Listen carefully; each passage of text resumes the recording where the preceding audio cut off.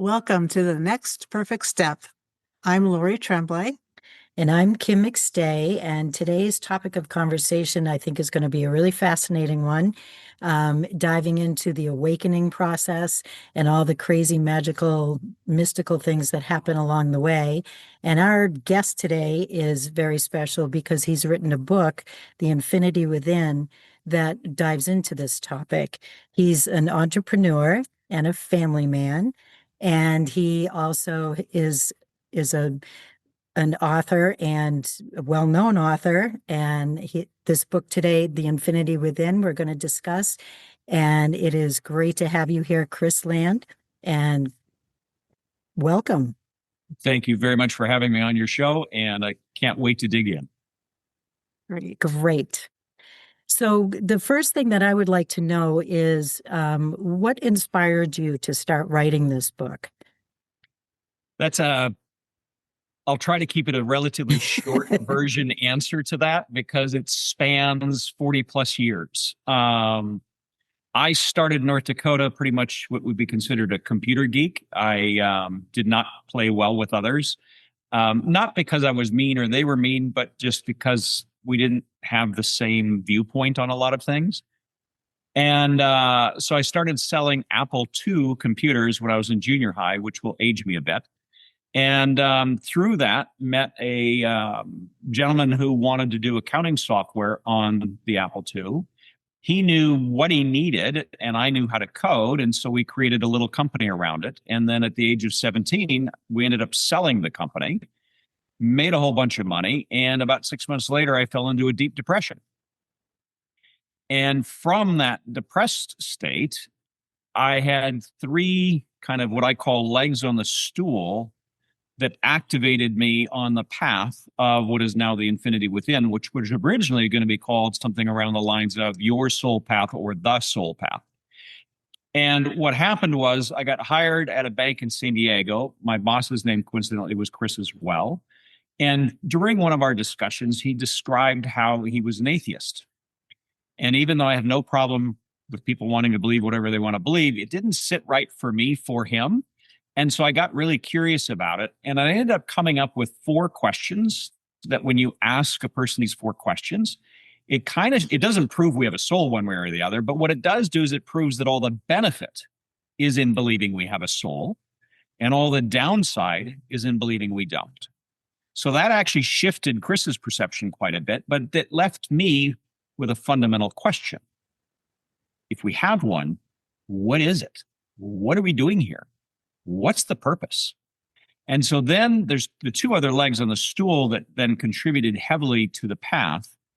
The first one is as a child, and even in today, I love studying theologies, all of them, anything I can get my hands on, because I find them fascinating, both as history, as an adult, as teachers, and the ways of different viewpoints of looking at life through different lenses, but end up at the same place. And then the other part was, as a child and growing up and continuously, I've had many things that are not normal happen to me. And those things significantly from the age of 6 going on shifted my perception of what reality is. What we're told is more, what I found is that what we're explained in normal world is more the illusion, and what's really going on is the part that's hiding. And so with those 3 things, when I got to be 19, 20, so from 17 to, 18-ish to 20, I started really down the path of researching ideas of what is a soul? What are we doing here? What's our purpose? And after kind of putting all that together, came up with a construct, which was, what is the book? I hired a ghostwriter. The ghostwriter then kept wanting to make it her own story. So I fired the ghostwriter and put all my notes in a filing cabinet. But everything that I put together as the construct, I've lived by since then. And so then fast forward, I'm now in Texas. I have 3 little boys, and my wife grew up with a pretty challenging childhood. And so she's always asked me questions about how and why I look at life and why I look at it in a certain light. And I would explain to her ideas and concepts from the book. And eventually she got to know the book ideas pretty well. And she said, you need to finish this book. It has helped me fundamentally in the way I look at life. You have to finish it for other people. So in the beginning of 25, I went to my old filing cabinet, found all my notes, dug them out, and spent about 3-4 months doing nothing but writing and getting the book published in the middle of last year. And here we are. That's fantastic. So the main character is Gabe. Is that based on your life? I'm assuming it is. Yeah, I intentionally wrote Gabe is what he goes by, into the book as a fictional character on purpose. And that was so that it softened what was being said to the reader so that they didn't have to come to a point of, if I wrote this about Kris, then I think there would be some additional pressure of whether or not I believe that what Kris is telling me is real or not. Whereas if it comes from a fictional character's point of view, it's like, I can read this. I don't feel any pressure, but I can resonate with things as I'm reading. That's a really good statement. That's impressive. Yeah, it's a good way to look at it.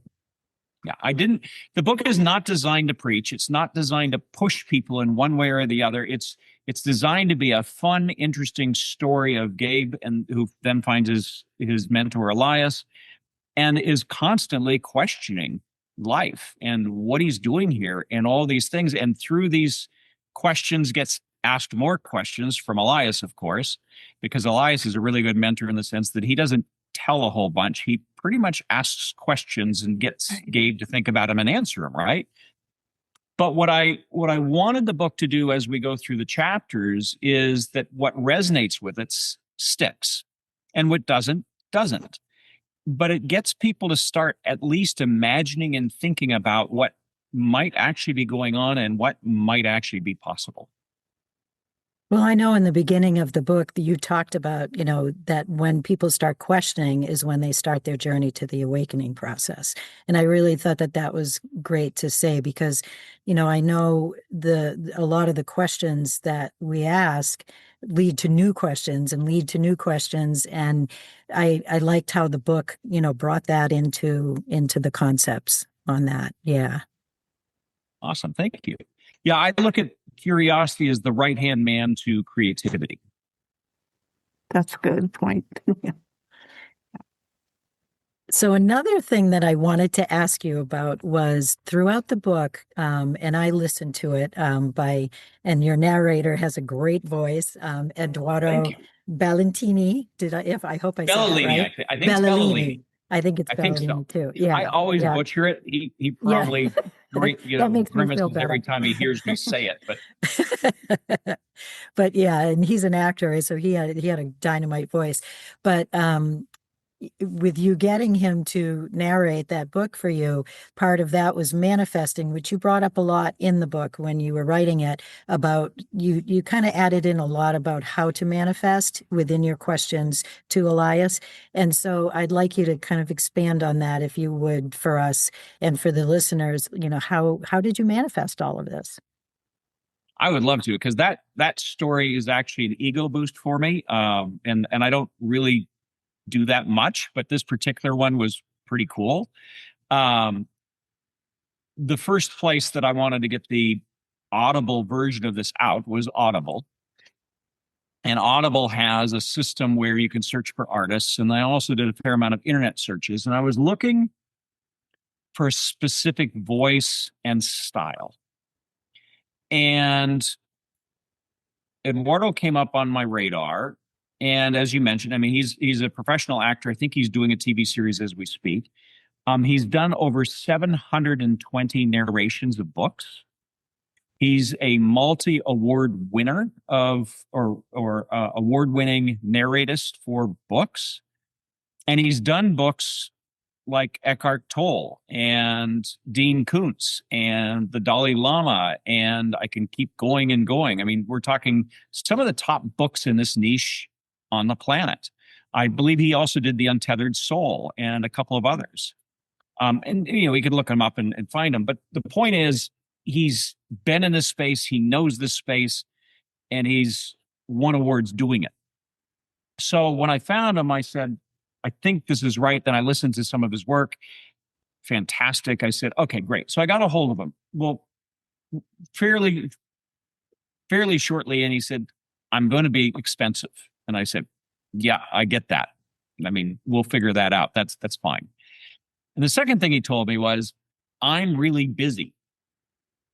And so I'm probably not going to be able to get to this either by the end of the year or maybe the middle of next year, which would be this year. I said, for your voice and what you bring to the book, I'm willing to wait.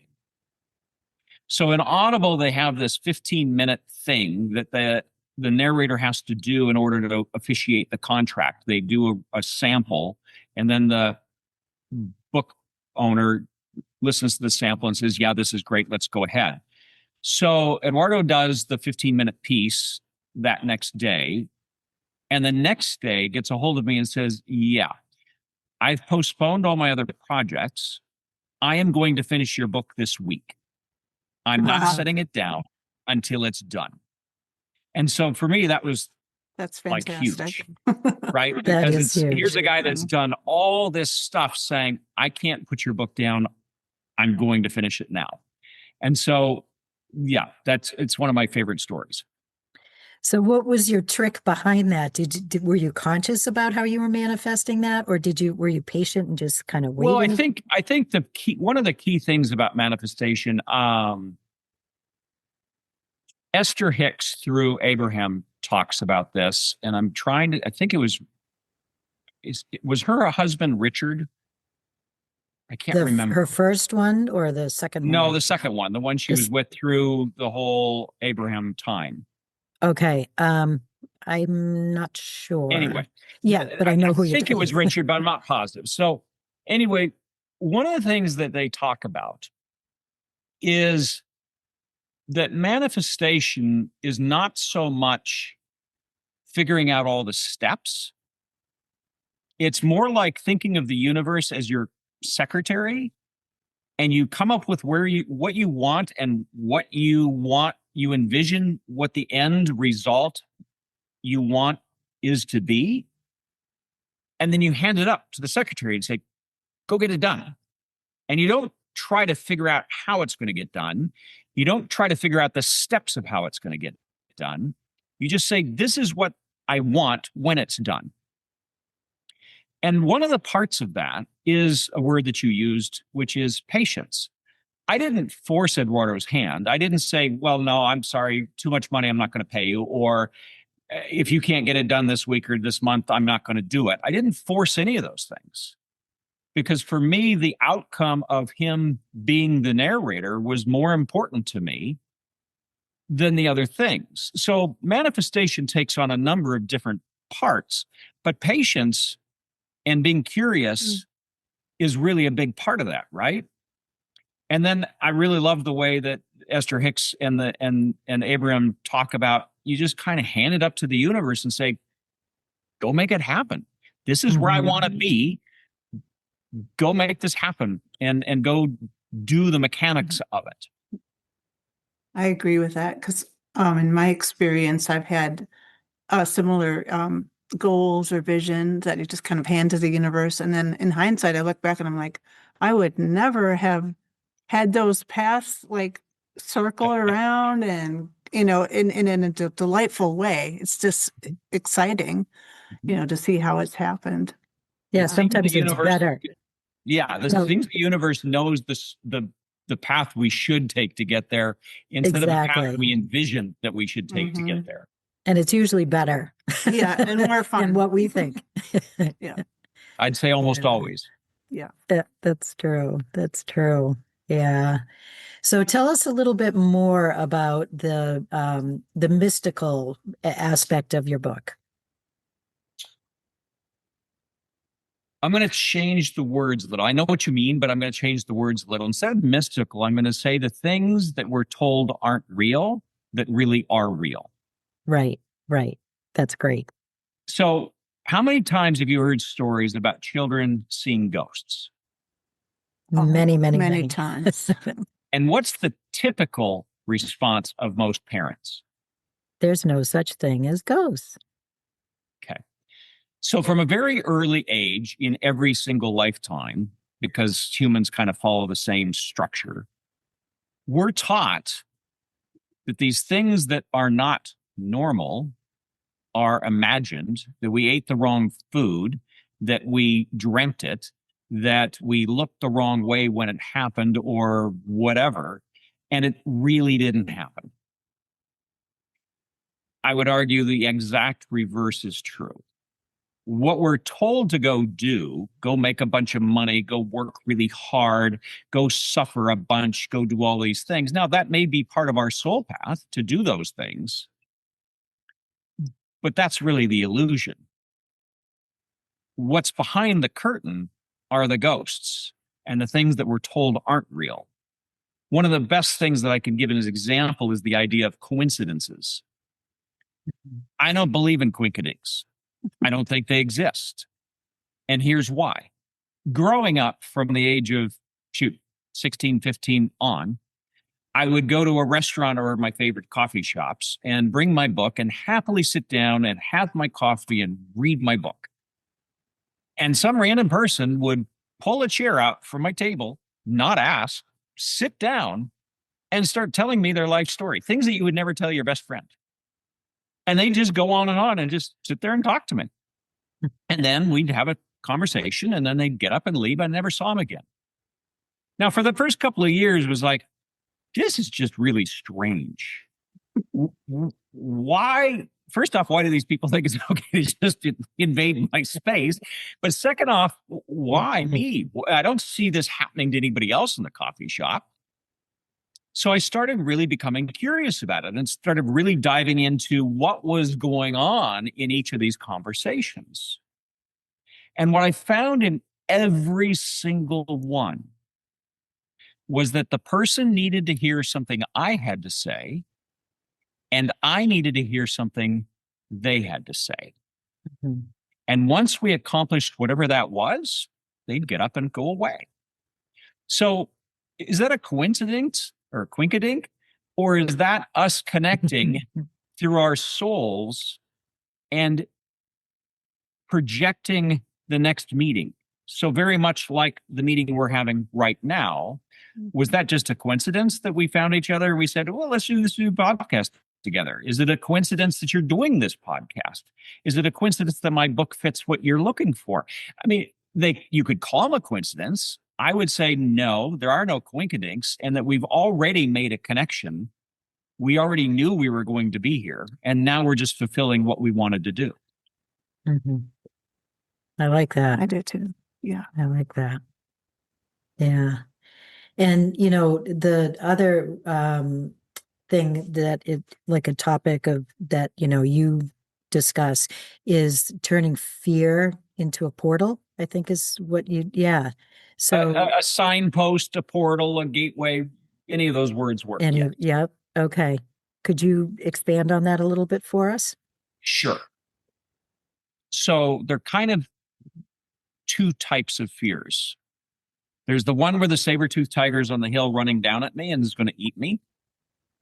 Best thing to do is probably run. Run fast, find a big tree. The other fear is the one that happens here. And that fear stops motion. It stops decisions. It freezes people. It causes resentment. It does all kinds of things. When we don't understand it as a signpost, we're taught to fear fear. We're taught that all fears we should run away from and not confront. It's interesting that if you take a fear and you become curious about it, and you ask, okay, what am I fearful of? How is that fear serving me today? How does that fear serve me going forward? That by asking just those three questions, I turn a fear from blocking me into a fear showing me choices that I can consciously make. Yeah, I think that's very helpful for a lot of people to understand that, because we tend to think of fear as something that, we should be alarmed by. But in fact, a lot of times it's not. It's something that we need to deal with. So it came up for a reason. And like you said just a second ago, the best thing to do is pause. If I'm feeling fear, if I've got fear hitting me right now, the first thing to do is just take a breath Mhm. and then ask the first question. What is this fear? Where is this feeling coming from? How is it serving me now? How does it serve me going forward? Those are good questions. Yep. I know that fear can be used sometimes to control other people too. And if you, see that and you recognize that, you can also ask those questions that you just mentioned. Every time you turn on Yeah. the news, Right. it arguably is designed to do exactly that. Right. Yeah. So, go ahead. I was just going to mention that in your book, Elias, the mentor, teaches lessons, and then Gabe would go home and write notes in his notebook. And I like the one where you had the infinity within rules, forgetting, emotion, connection, path, limits, repeated turns in karma, and full immersion. I I made a note of that because I thought that was very interesting. Just all the um, topics that they discussed and learned about together were great. Thank you. So, Yeah. yeah. Yeah, in the Infinity Within, you guys have of course read it, so you've gone over the 8 rules.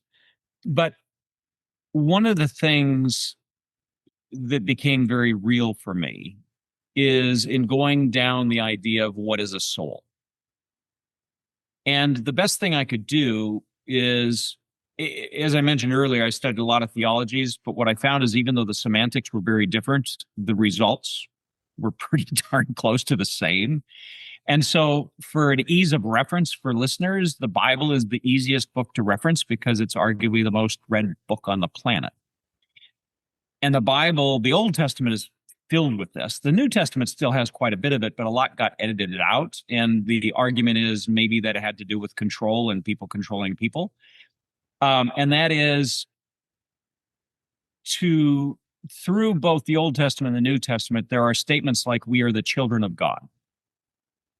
There's a statement where Jesus tells his disciples, you will do everything I have done and much more. There's multiple comments of where we have a choice of making a kingdom on earth or hell on earth. There's a lot of things that talk about co-creation. And again, in the Old Testament, much more prevalent than the New. But one of the things I would argue, and again, this is from my perception, so people have different beliefs, and that's perfectly fine. And I'm not trying to push a belief on anybody. But one suggestion I would make that became crystal clear for me was maybe the different spiritual teachers, including Jesus, or arguably one of the first ones, maybe instead of wanting to be put on a pedestal, what he really was trying to say is, hey, let me show you what every one of you can do when you start remembering who you really are. That's right. And that Yeah, I agree. became a prevalent part of what is a soul, is that if we're the children of God, if we can do everything Jesus did, if we are these soul spirits that are in this construct, how does that look? Well, first off, a soul, by definition, or God, is this omnipotent being that exists outside of space and time. Well, we exist in a 4th dimensional construct. I call it the game of planet Earth. And what's interesting about the game of planet Earth is the idea that the 4th dimensional construct, the primary motivator, is the passage of time. And when you have time, so if a soul is looking in and wants, well, I need to step back again because I want to make sure that the foundation is laid. So after kind of establishing what a soul is, I like to boil things down in questions to kind of get to the baseline. And so I said, well, what does a soul do? I could only come up with 3 things. Create stuff, and I mean like planets, universes, constructs, whatever. Destroy stuff, the inverse, and play games. Okay, let's run with that. Create and destroy is pretty easy. We don't have to spend a lot of time discussing that. But what is a game? What makes a game a game? Can only come up with three things. You have pieces, you have turns, and you have rules. Okay, great. So we have this construct called the game of planet Earth. If it's a game, it's going to have rules, it's going to have pieces, and it's going to have turns. Why would a soul that's this godlike entity want to put a part of itself or put itself into this fourth dimensional construct? I could only come up with one reason. You want to take a stab at it? Well, I remember you said the game is being played through us in the Okay. book. And But what's the purpose? I would say probably playing the game. Like that's the purpose, is entertaining yourself. Experience. Yeah. Experience emotion. But I'm not talking about just the fun emotions. I'm talking about all of them. The whole gambit. Because if you don't have yin and yang, if you don't have black and white, if you don't have love and hate, if you don't have this dichotomy, the game gets kind of boring. Mm-hmm. But I could easily see a soul saying, experiencing emotion, that sounds like that might be fun. Okay, well, then let's say that that's right. Just hypothetically, you're at the pearly gates, you're looking into this game of Earth, and the pieces are a piece of you. The turns are lifetimes. And now we get to talk about the rules. So rule one is that when we agree to come in and play, we leave our godlike abilities out. Well, why do we do that? If the three of us sat down to play Monopoly and I grabbed all the money and all the properties, you probably wouldn't want to play this game with me anymore. Wouldn't be a lot of fun, right? True. Right. Yes, true. Okay. So we agree to put them out. Now that kind of handles the problem. But here's where it becomes not workable. My favorite dog runs across the street, gets run over. I don't like it. So I draw on my power, change the whole outcome, and move on. So what that means is I can experience emotion here, but it's going to be pretty watered down because anytime something happens I don't like, I just go pull up here and change the event, right? So in comes rule number 2. I agree to forget that I have them. Okay, that solves the first problem, but creates a whole new problem. And that's called an infinite time loop trap. Because if we just go with those 2 rules, we now have a piece of ourselves stuck in this game forever. Mm-hmm. Hence come the turns, or rule number 3. We're going to have turns. They're going to be lifetimes. And before we enter the game, we're going to roughly, and I mean very roughly, draw out what each of our lifetimes, what each of our turns is going to kind of look like and what our goals are. And if we reach these goals, we get to move on to the next turn, and eventually leave the game. Makes sense, right? But here's where it starts getting fun. If we don't achieve the goals that we kind of agreed to, we get to do the turn over and over and over again until such time as we actually figure it out. And then when we do, we get to move to the next turn and eventually leave the game. Okay. So now we're not trapped here forever, but we could be trapped here for quite some time if we forget who we are completely and don't start figuring out what we put together for our game, right? And then fourth rule I'll talk about, and then the other 4, everybody can go read. But the fourth one is what you had said earlier, which is when we're playing, we are 100% invested in the game. Meaning the good, the bad, the ugly, they're real. I mean, we're 100% invested in it. Okay, so with that, now I'm going to ask a slightly different question. Have you guys ever played tic-tac-toe? Yes. Yes. Okay, do you play it now? Sometimes when my grandkids are around. How about And they how always about beat me. how about with adults? No, No, Why? it was fun. it was fun. I know. Because it's too easy, kind of. Yeah. Once you figure out where the X's and O's go, Yep. it's a no-sum game. Mhm. Okay, so that's a human perspective. Now ask yourself, would a soul pick a game that's tic-tac-toe? Or would a soul pick a game that's more like chess or Go? Yeah. Good point. Chess. Yeah, for Mhm. sure. Okay, so what makes the game hard? Well, we have illusion, we have doubt, we have fear. And then what I did add to the book that I didn't really contemplate 40 plus years ago, but as I went through life, I kind of understood a little bit more, is the Gnostics have a viewpoint called the archons. Now, under the Gnostic point of view, the archons are these godlike entities that actually created this construct, this game, in order to trap souls and feed on energy of the soul, more importantly, negative energy. The Bible, believe it or not, actually discusses the archons, and I didn't even know it. I didn't recognize it years ago. And then I started looking at all the other theologies going, wait a minute, this concept of the archons is not just a Gnostic point of view. This is across everywhere. So I took a slightly softer viewpoint in the book, in The Infinity Within, than the Gnostics. However, either one could be very true. In my viewpoint, I'm saying, well, if we're these omnipotent soul beings, we're probably not going to be stupid enough to hand over our freedom to some other god. Probably not. Now, maybe we got tricked.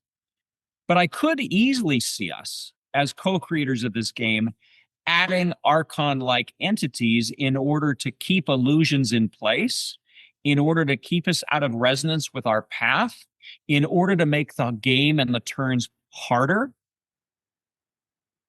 so that we really have to figure things out and really have to struggle and figure out where that next pawn moves and where that next knight goes and so on and so forth. And that actually makes sense to me. Because one of the things that I talk about in the book, and I'll take another segue and then I'll let you guys talk because I've been doing a lot of talking. In The Matrix, when Neo goes to see the Oracle the first time, and the boy is bending the spoon, and Neo says, "How are you doing that?" And the boy says, "It's not so much that I'm bending the spoon, it's that you understand the spoon never existed in the first place." Mm-hmm. So when we look at how illusion plays, when we're taught as children that ghosts aren't real and that these not real things that happen to us as children growing up are actually imaginary and the wrong food or a dream, that's part of the archonic influence of putting these illusionary veils in front of us to keep us from remembering who and what we really are. But at the same time, and it was one of the other, I was talking with another group.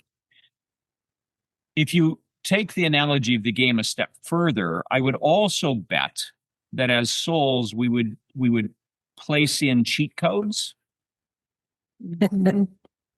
And depending on how much attention we're paying to what's going on in our current turn in our life, these cheat codes are appearing all the time. We're taught to ignore them.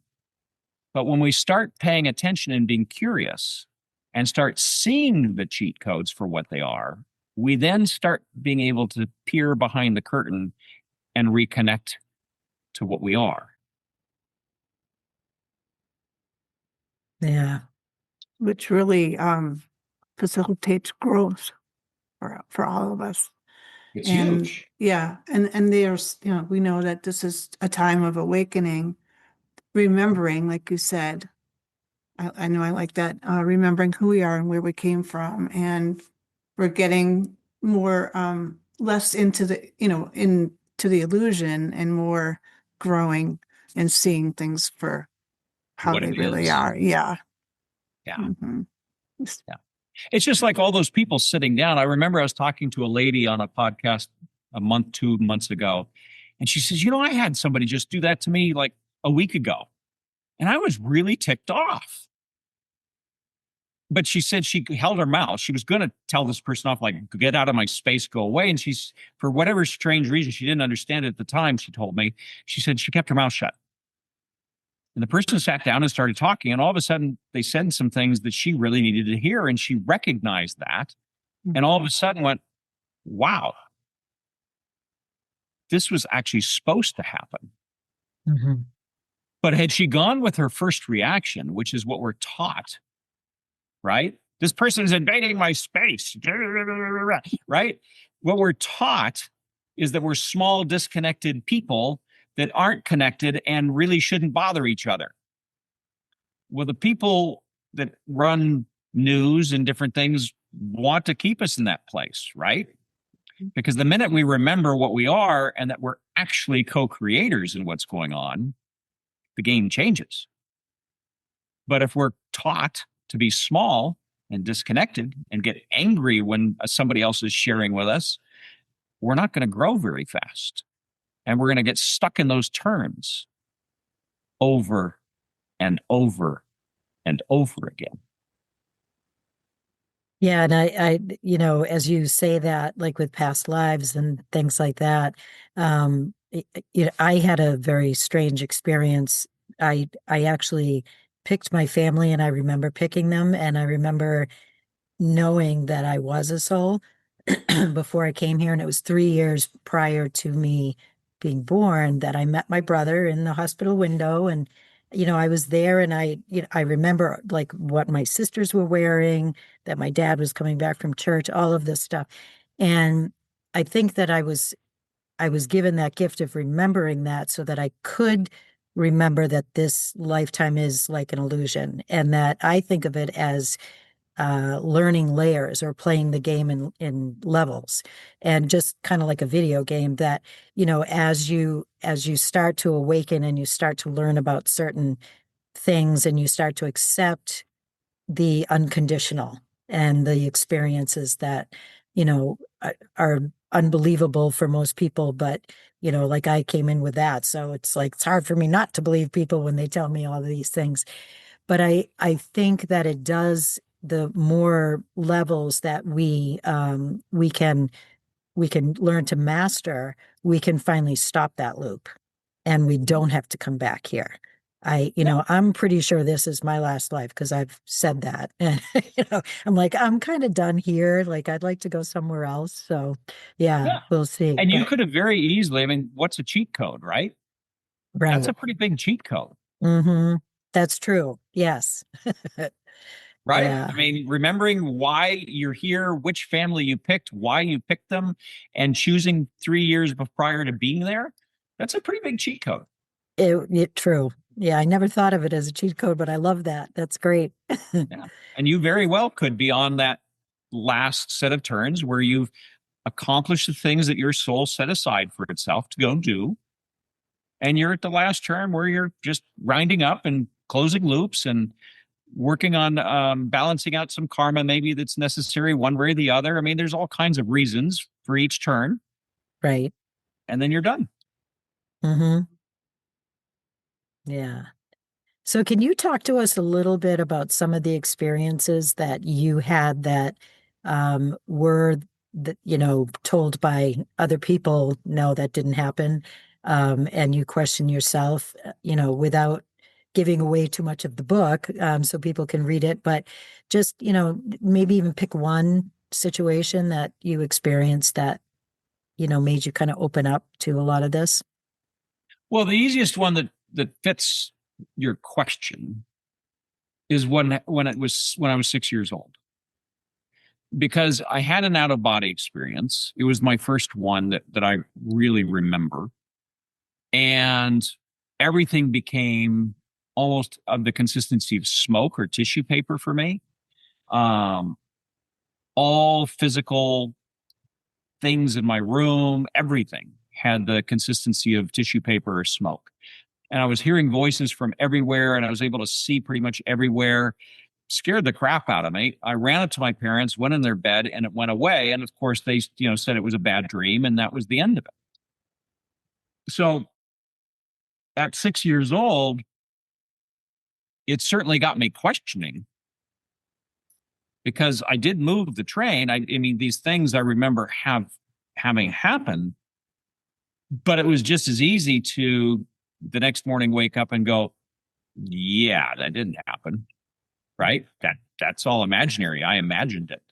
But then what happened when I was 8 again, and then 12 again, and then when I was 12, I had some pretty significant material things happen.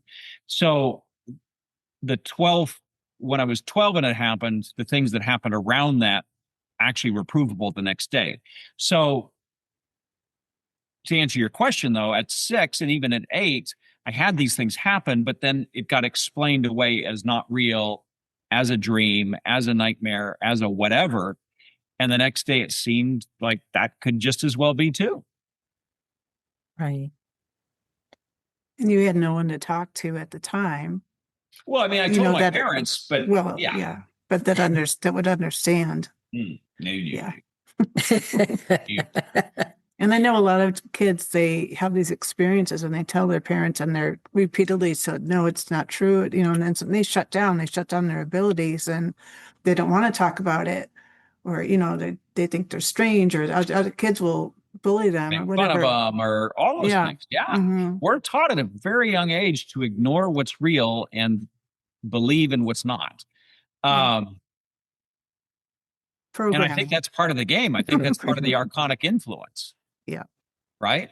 And what's ironic is that when our parents tell us these things, they're actually telling us these things from a place of love. Yeah. They were taught and they believe that by telling me it was imaginary, that I made believe it didn't happen, it was a dream. What they feel like they're doing is making me feel better about it because I'm scared and it's not real. But it's really a form of gaslighting. Right? True. I mean, That's so true. I mean, it's really saying, yeah, your reality is not real. No, don't worry about it. So it's not coming from a mean place. It's coming from a place of love, but we're taught that that's how we soothe, instead of saying, oh my goodness, tell me more about it. Let's play with this together. You know, when has that happened? Very rarely have I heard where a parent will go, well, this is cool. Well, tell me more about it. Let's play with this. Almost never. The most common reaction is, yeah, you ate the wrong food, you were dreaming, you had a nightmare, it was imaginary, whatever. True. It's true. Out of curiosity, what religion were you raised in, if you don't mind me asking? No, both my parents, is that true? No, my dad came up from a Baptist side. My mom, I think, was United Methodist, but I was brought up in a United Methodist. Okay. But I had a lot of questions. I was not an ideal United Methodist. There's a lot of things that were taught that were good. Don't get me wrong. It was a good church, good people, and all that. But the idea of placing entities on pedestals and giving them all my power. In other words, the only way I can really do anything is by praying and hoping it gets answered. That never sat well with me. And then as I studied all these different theologies, it didn't sit with me very well at all. And then it just, kept expanding from there. That's probably why you're such a good entrepreneur. Because, Could be. Yeah. Yeah. Is there anything that you would like to mention to our listeners that might help them in their game? Sure. We've talked about probably the key one, which is fear. Mm-hmm. And asking at least the first 3 questions. What I'd like to do is give an example of how that looks. And it may be real for a number of people, or it may not be. But one of my favorite examples is, okay, I've been working with a company for 10 years. And I want to ask my boss for a raise. But I'm scared. I'm fearful of asking that question. Okay, if I stop there, I'm not going to ask the question, right? Number one. And number 2, I'm probably over time now going to become resentful. Right? Yeah. Mm-hmm. Okay. If I ask the question, what am I fearful of? Then that can expand into, My boss is going to fire me. My boss is going to laugh at me. The other employees are going to laugh at me. I'm not as good as I think. I'm not as worthwhile, or I am not worth the money. All these different things come out of this, right? Where none of them may be real. But for me and my thought process, because I haven't asked any questions, I'm left with my own little devices, and my brain just sits there and spins. And what's interesting is there's a bazillion answers, none of them necessarily right. So I waste a lot of energy and a lot of stuff in not going after what the fear is about. So let's assume for a minute I'm afraid my boss is going to fire me. Seem reasonable? Mm-hmm. Okay, so now by answering that first question, I can say, okay, so I'm afraid of losing my job. Well, what does that mean? How does that serving me now? How does that serve me going forward? Well, how does that serve me is I get a paycheck at least. It might not be what I think I'm worth, and I am going to get resentful over time, but I'm afraid of losing my job because I'm afraid of losing my income because I need to pay my bills. So I go down this path, right? By being curious. Well, now what's happened is by just asking those questions and going down that path, it's changed from a block to a choice. True. Because now I can say, okay, well, worst thing that happens if I ask my boss for a raise is I get fired, which means I got to go look for a different job. Okay, can I live with that? If I can, great, go ask the question. But it's moved it from a block to a choice, and understanding what happens if I make a choice one way or the other. And that gives you freedom. Right.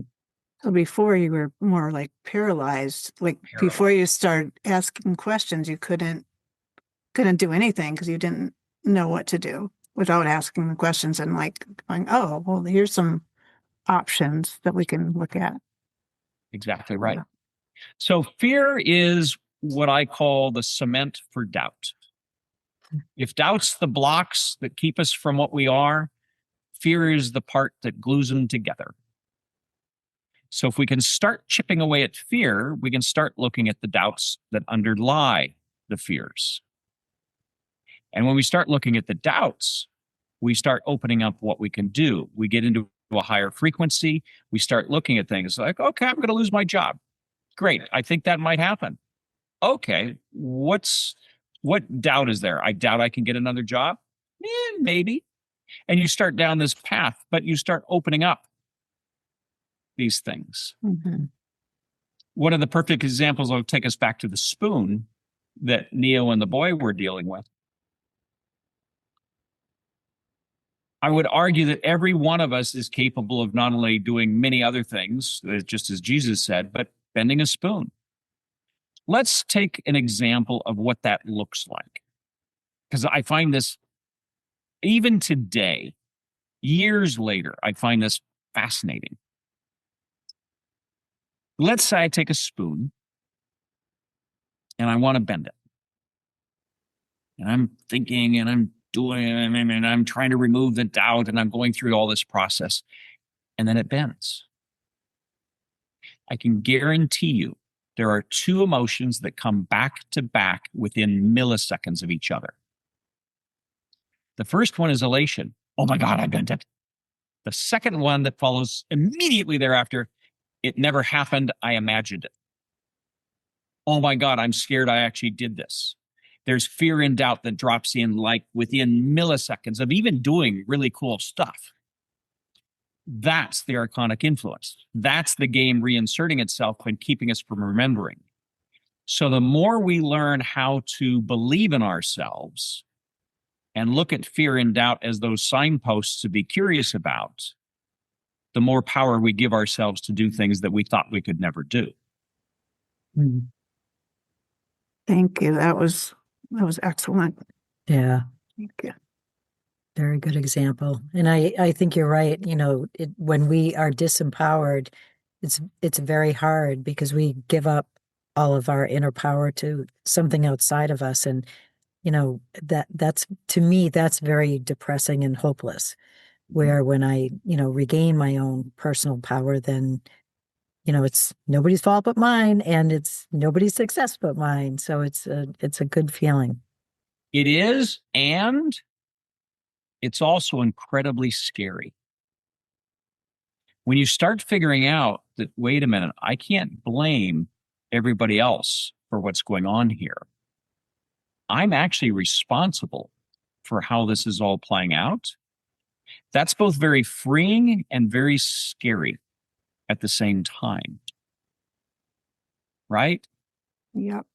Because you can't play the victim anymore if you figure out, wait a minute, I'm the co-creator in this thing.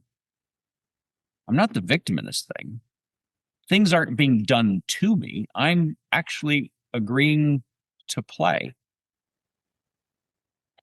Doesn't it make you, though, like look at other people in a different light? Like, for me, I like thinking that it's my fault because it allows me to see people for who they are in their perfectness of the situation. Like I don't know. I don't find it scary. I really don't. Well, that's because you've passed that curve. Look at all the people that have been used to playing the victim. Right. That's kind of a safe place because I can just kind of go like this and just, well, I can't really do anything about it. So I'm not going to worry about it. Good point. Yeah. So we're taught again from a very young age that we're small, non-connected people and that we're not responsible for the things happening around us and to us.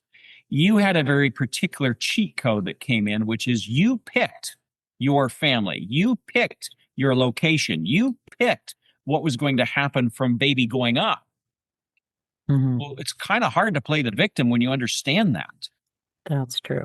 Now, I would argue that every single one of us went through the same process you went through, but not every one of us pulled down a cheat code that said this either. That's true. Okay. So your perspective from that cheat code allows you to be more personally responsible and understand. I mean, what's more fundamental than saying, yeah, I'm responsible for the damn family I'm in, right? Or the darn family or the great family or whatever word you want to use. But I'm responsible because I picked it. It's hard to blame everybody for everything else when you already understand you picked the place on the planet, the family on the planet, the brothers and sisters on the planet. I mean, you picked all this before you were even a baby. That's a very unique perspective. Yeah, it's definitely made my life different than my siblings, for sure. Sure. So, yeah.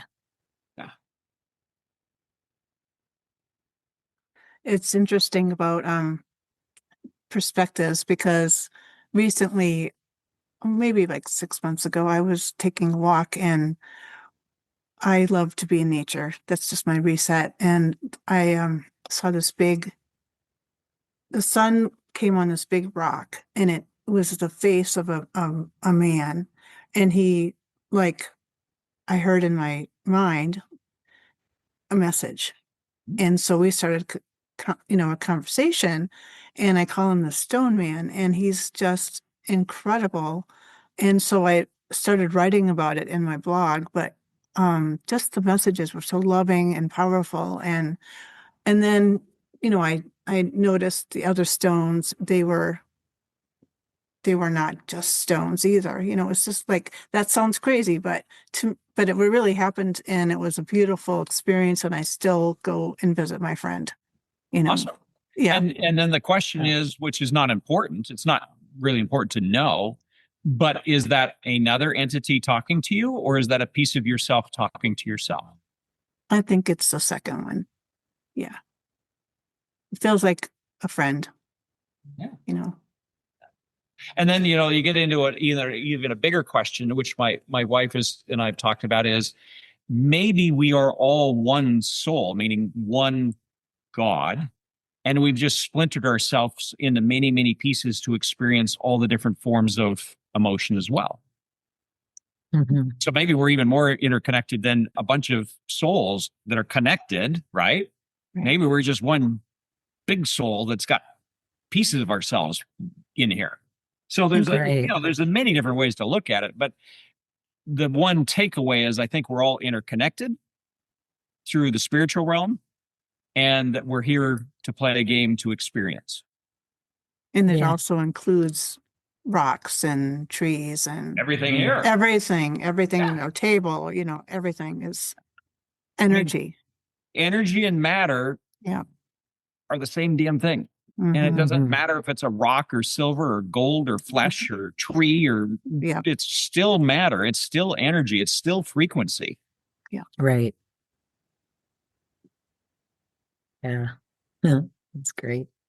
Yeah. And I mean, quantum physics and quantum entanglement and all the things they're learning about quantum theory are really blurring the line between science and religion.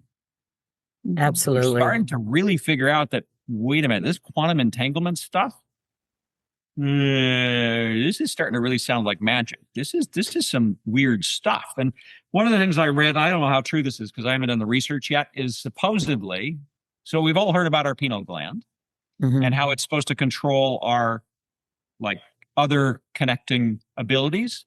There's a lot of discussions going around about how our brain is really a interdimensional antenna. And a lot of our thoughts are coming from a lot of places.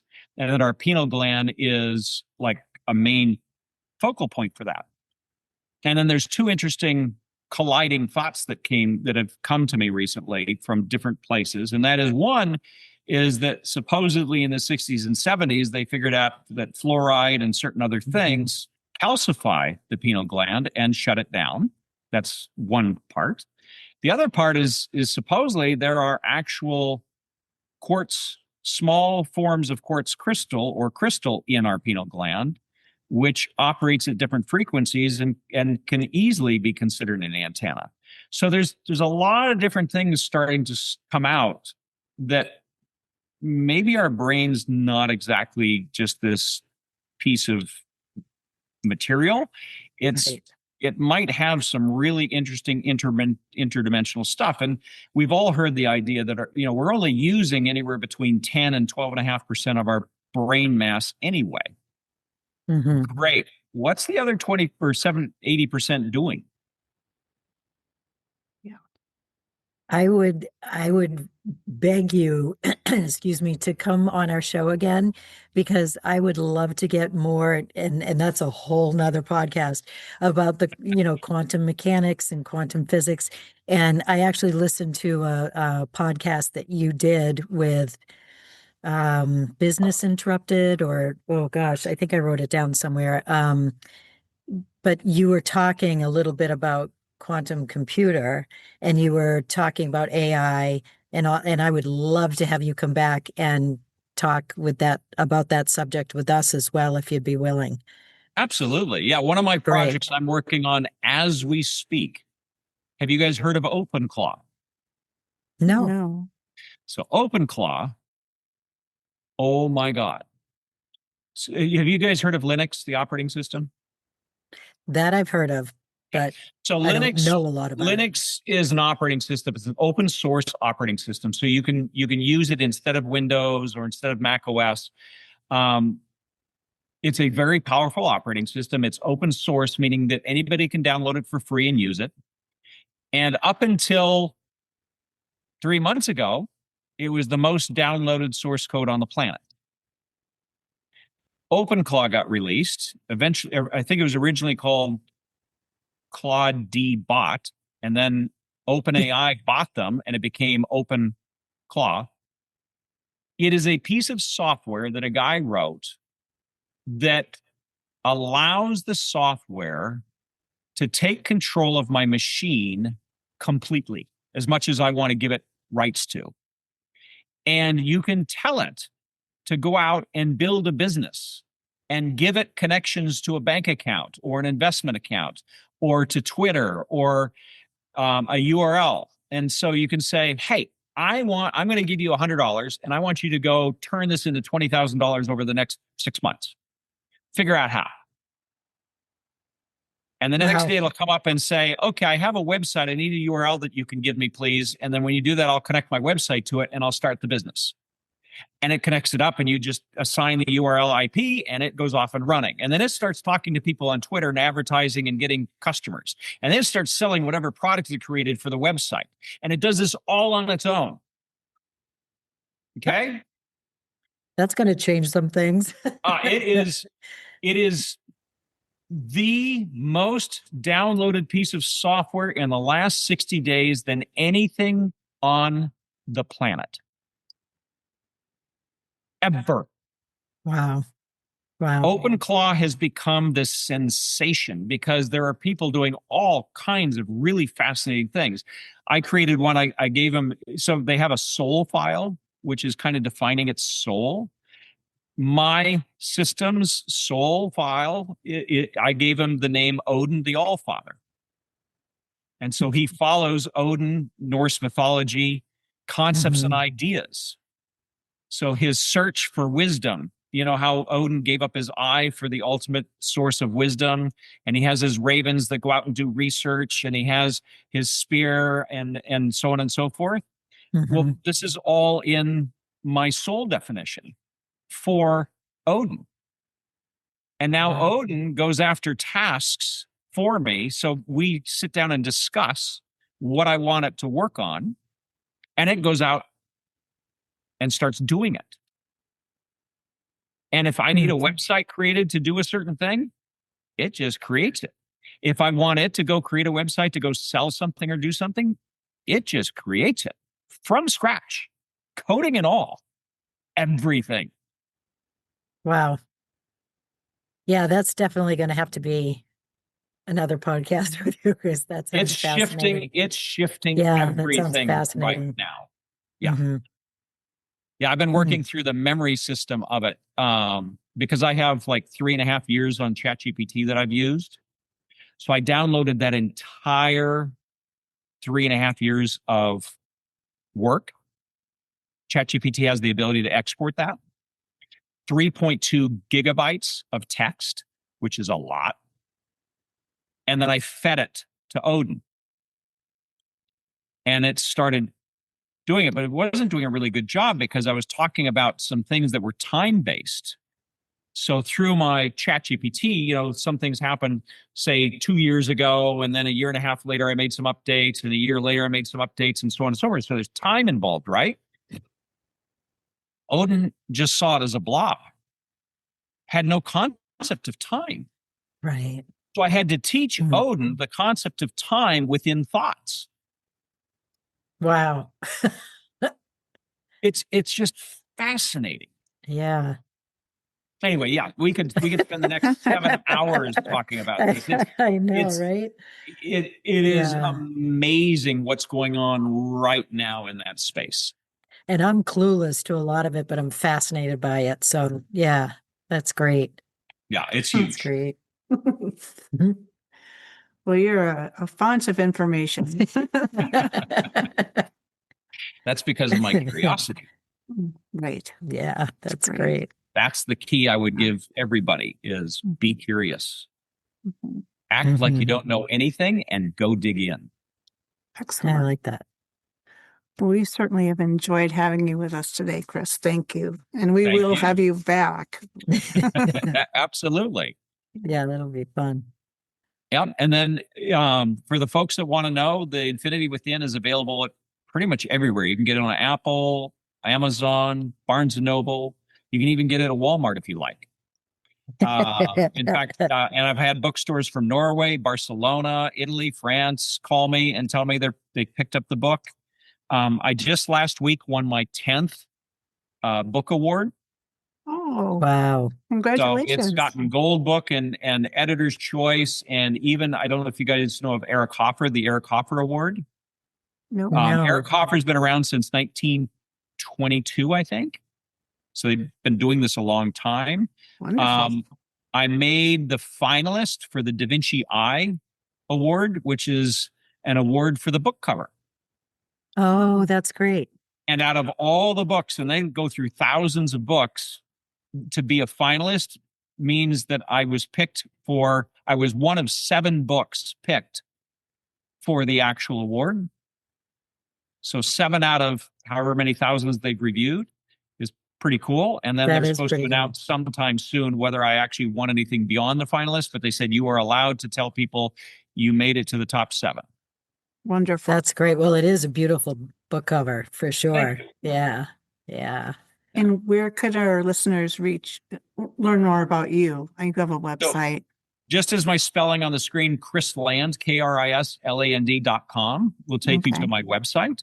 Mm-hmm. The other thing I've been blessed with is if you go on Google and either type in my name, Kris Land, or The Infinity Within, I take over the first 3 or 4 pages of Google. Wonderful. So That's great. You can't miss me. Okay. And we'll post your website or, down at the bottom in the comments too, so Absolutely. that people can, find you there too. So, so I have really enjoyed this. It's great to talk with you. You're a very easy person to talk to. Yes. And Likewise. thank you. And in closing, I would just like to thank our listeners for helping us keep this podcast going. If you can bring out those comments for us so that we know what type of topics you're more interested in. We want your ideas. We want your input. And please press the like and share and subscribe button, because that helps us to keep going, helps with the algorithms and all of that good stuff. So in closing, till the next time, how is your intuition leading you to the next perfect step? Thank you.